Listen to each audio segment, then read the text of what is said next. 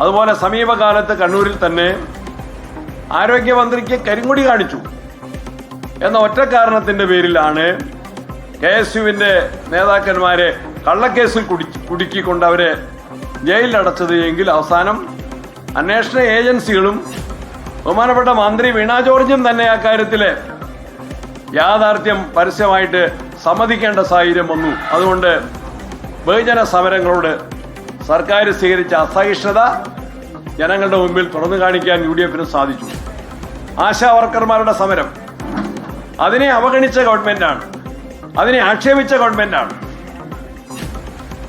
അതേസമയത്ത് public service കമ്മീഷന്റെ ചെയർമാന്റെയും മെമ്പർമാരുടെയും മാസശമ്പളം ലക്ഷങ്ങളായിട്ട് ഉയർത്തിക്കൊടുത്തത്, അങ്ങനെയുള്ള തെറ്റായ നയങ്ങൾക്കെതിരെയാണ് കേരളത്തിലെ ജനങ്ങൾ വിധിയെഴുതിയത്.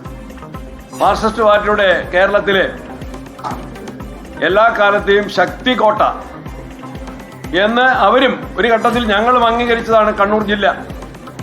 കണ്ണൂർ ജില്ല ഏതെങ്ങനെയാണ്? അക്രമ രാഷ്ട്രീയത്തിലൂടെ തന്നെയാണ്, ജനാധിപത്യ ധ്വംസനത്തിലൂടെ തന്നെയാണ്, കള്ളവോട്ടിലൂടെ തന്നെയാണ്. അത്തരത്തിലുള്ള ഏകാധിപത്യ പ്രവണതകൾക്കെതിരെ മാർക്സിസ്റ്റ് പാർട്ടി അണികളിൽ ഉണ്ടായ അതിശക്തമായ പ്രതിഷേധമാണ് പയ്യന്നൂരിലെയും തളിപ്പറമ്പിലെയും തെരഞ്ഞെടുപ്പ് വിധി.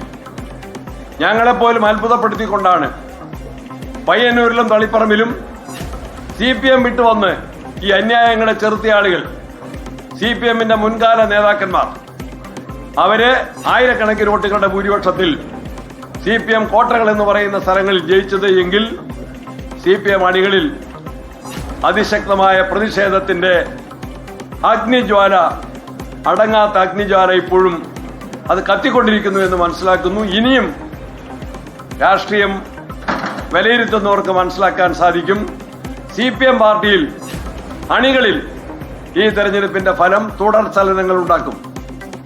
ഈ തെരഞ്ഞെടുപ്പിലെ കേവല പരാജയമല്ല, പയ്യന്നൂരിലും തളിപ്പറമ്പ് ഉൾപ്പെടെയുള്ള സ്ഥലങ്ങളിലും CPMനുണ്ടായ പരാജയം CPM നേതാക്കന്മാരും പ്രവർത്തകന്മാരും തന്നെ സമ്മാനിച്ച പരാജയമാണ്.